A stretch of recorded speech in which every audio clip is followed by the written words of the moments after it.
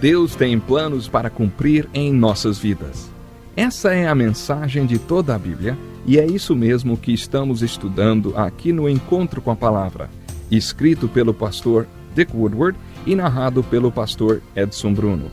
Fique atento a mais um programa que o Ministério Cooperativo Internacional leva a você. Com você agora, pastor Edson Bruno.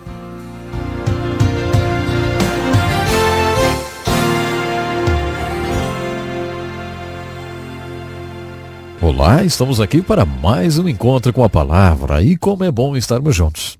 Bom, agora que terminamos o estudo do livro de Números, continuaremos estudando o Velho Testamento, examinando o livro de Deuteronômio.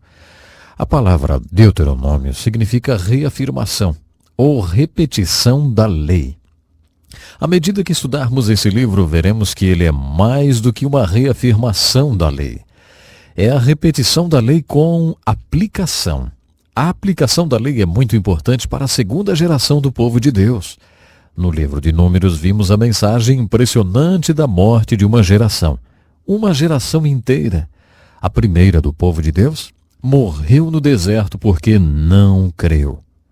No início do livro de Deuteronômio vemos que o povo de Deus estava pronto para atravessar o Jordão e entrar na terra de Canaã.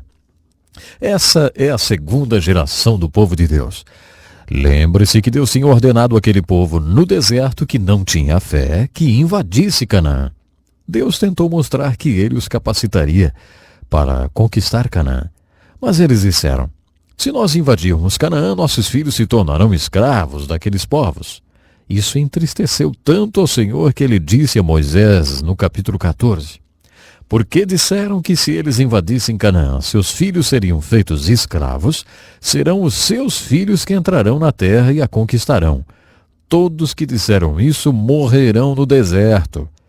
Portanto, essa é a segunda geração do povo de Deus, os filhos daqueles que pereceram no deserto e que agora estavam prontos para atravessar o Jordão e invadir a terra de Canaã. O livro de Deuteronômio é o registro do grande sermão de Moisés para o povo antes de atravessarem o Jordão e invadirem Canaã. Eu vou parafrasear a introdução do livro para que vocês possam entender melhor. Nesse trecho são dadas algumas descrições do livro que ajudarão você a entender sobre o que o livro trata. O texto diz: esse livro registra o discurso de Moisés ao povo de Israel, quando eles acamparam no vale de Arabá, no deserto de Moabe, a leste do rio Jordão. O discurso foi feito no dia 15 de fevereiro, 40 anos depois que o povo deixou o Monte Horebe.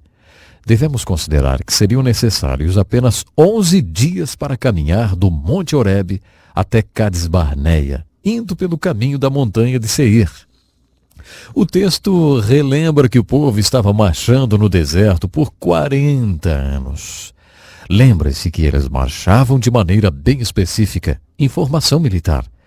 Durante a marcha no deserto, algumas tribos localizavam-se ao norte do tabernáculo, outras ao sul, outras a leste e a oeste. É importante lembrar que a caminhada que fizeram iniciou-se em Gósen, quando deixaram o Egito, passando pelo Monte Sinai, pelo caminho de Cades Barneia, em razão dos filisteus naquela época ocuparem aquele território. Eles tinham andado em círculos por 40 anos. Finalmente acamparam a leste do rio Jordão e antes de o atravessarem e invadirem a terra de Canaã, Moisés pronunciou os importantes sermões registrados no livro de Deuteronômio. O livro de Deuteronômio, portanto, é mais do que uma repetição ou reafirmação da lei. Ele realmente é uma repetição e uma reafirmação da lei, porque é necessário reafirmar a lei. Os filhos deles tinham que ouvir a lei.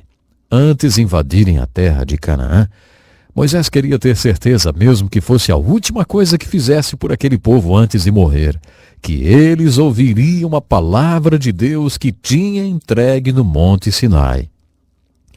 Existe uma alegoria da salvação que permeia os 5 primeiros livros da Bíblia. Gênesis nos dá o início da nossa salvação e o Êxodo é uma linda ilustração da nossa salvação, da libertação da escravidão. Como já dissemos antes, a palavra libertação e salvação no Velho Testamento possuem o mesmo significado. O livro de Números é um registro impressionante de como eles deixaram a escravidão do Egito e não invadiram a terra de Canaã. Isso é o que eles poderiam e deveriam ter feito. Nós já dissemos isso várias vezes, é uma alegoria à nossa libertação do pecado e suposta entrada na vida cristã abundante. A terra prometida representa a vida cristã abundante em todas as bênçãos, poder e dons espirituais. Devemos viver tudo isso, mas muitos de nós não a vivemos. Andamos em círculos, como os israelitas no livro de Números. Seguindo um pouco mais essa alegoria, vamos supor que já fizemos a nossa peregrinação no deserto e nos demos conta do nosso erro. Queremos receber de Deus tudo o que Ele tem para nós e já estamos prestes a receber tudo isso. O livro de Deuteronômio é repleto de mensagens para quem está nessa posição, para quem decidiu ser parte da minoria comprometida e não da maioria apática. Tudo isso ilustra o que alguém que disse: Deus, eu quero tudo, estou cansado de andar no deserto e eu quero viver tudo que o Senhor tem para mim. Se é nessa posição que você está, o livro de Deuteronômio é perfeito para você. Ele está repleto de exortações para aqueles que querem receber tudo. Outro tema no livro de Deuteronômio tem a ver com a palavra de Deus tornar-se realidade na vida de seu povo. Deus os exortou a passarem sua palavra para seus filhos. Deus quer que seu povo o ame com todo o seu ser. As exortações no livro de Deuteronômio repetirão várias vezes: Ei, obedeça a Deus. Passe esses valores de obediência e amor à palavra de Deus para os seus filhos. Na minha opinião, cada livro da Bíblia tem o seu capítulo-chave. No livro de Números, o capítulo-chave é o 14. No de Deuteronômio é o capítulo 6. O grande sermão de Moisés, registrado nesse capítulo, dá um resumo de todos os outros sermões. Esse sermão não só estabelece o ritmo, como reforça a mensagem dos outros sermões. No capítulo 6 de Deuteronômio, principalmente dos versículos 4 a 9, temos o sermão de Moisés, que os rabinos sempre consideraram o melhor de todos os sermões. Na verdade, essa mensagem das Escrituras em Deuteronômio 6 foi considerada a base de confissão e fé do judaísmo. Aqui está a parte central desse sermão.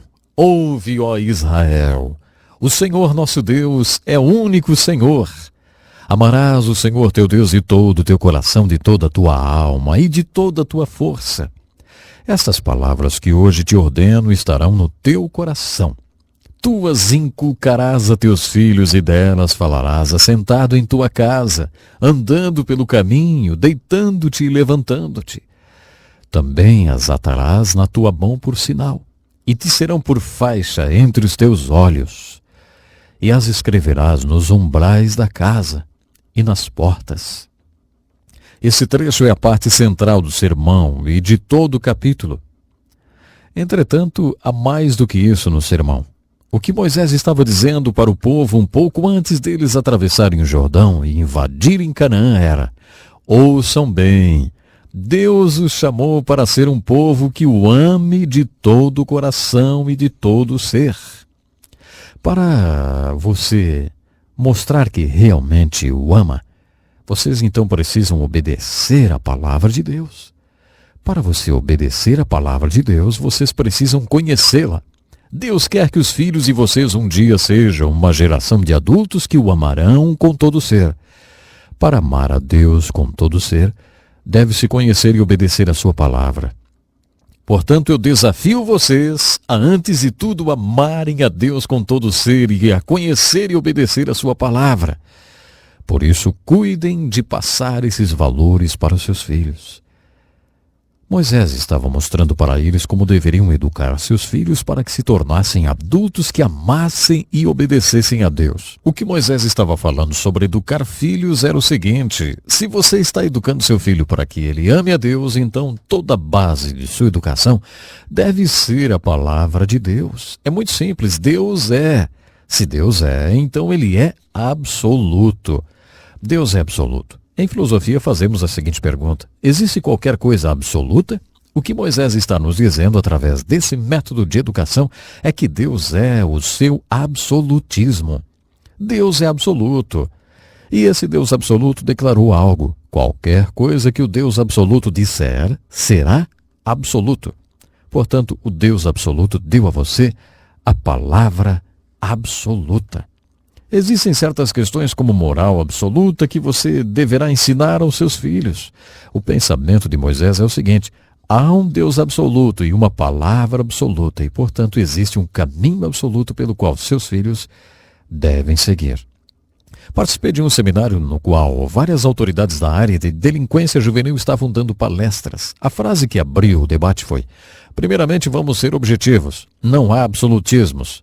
Levantei a mão e disse: doutor, acabei de conversar com uma garota de 14 anos que está absolutamente grávida.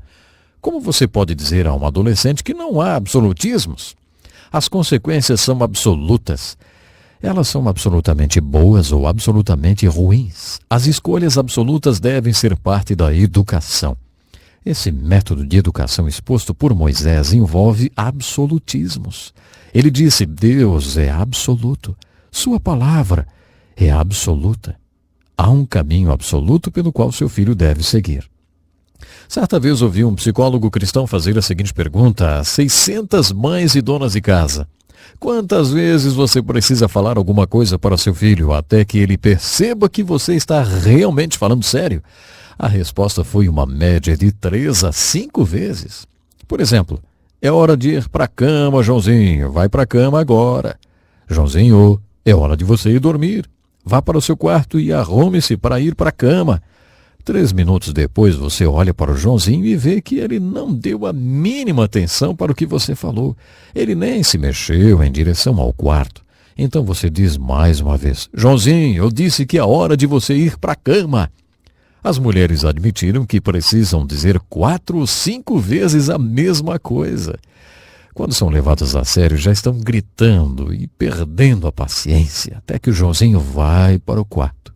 O Joãozinho vai ser craque em ignorar seus 4 primeiros avisos, se souber que você só fala sério na 5ª vez. Sabe, eu venho de uma família de 11 filhos e minha mãe não tinha mais do que 1,5 metro. A crise econômica do seu tempo fez com que ela aprendesse alguns conceitos sobre como educar filhos. Ela nunca estudou psicologia, mas também nunca teve que repetir uma ordem. Se ela falasse, estava falado. Se você pensar a respeito disso, verá que é isso que você está ensinando a seu filho, mesmo que seja um simples vá para seu quarto. É hora de dormir, Joãozinho. Eu não vou falar 4, 5 vezes. É uma vez só. Com isso estou concluindo o estudo de hoje. Junte-se a nós no próximo programa. Vamos estar analisando o maravilhoso plano de educação de filhos que Moisés deixou. Então, até o nosso próximo encontro com a palavra.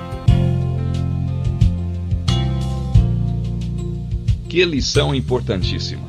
Obrigado, pastor Edson Bruno. Prezado ouvinte, coloque em prática o que você ouviu aqui. Sem dúvida, sua vida será grandemente abençoada. Este é um estudo escrito pelo Dr. Dick Woodward, na voz do pastor Edson Bruno. Escreva-nos e solicite o material.